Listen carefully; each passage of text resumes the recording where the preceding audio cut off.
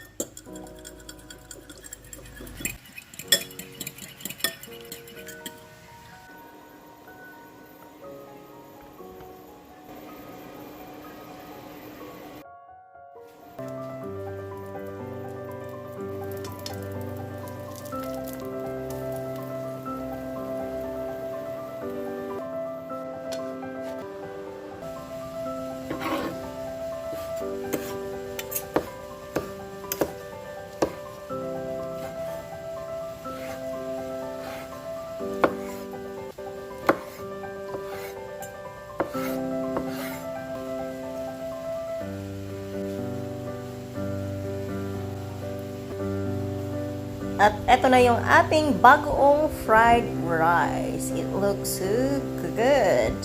And it tastes so yummy. I'm still drooling this time I'm editing this video, to be honest. Ganun siya kasarap, guys. So yeah, I hope you like this video. If you do, please give this video a thumbs up. Subscribe to my channel if you haven't yet. And see you next time.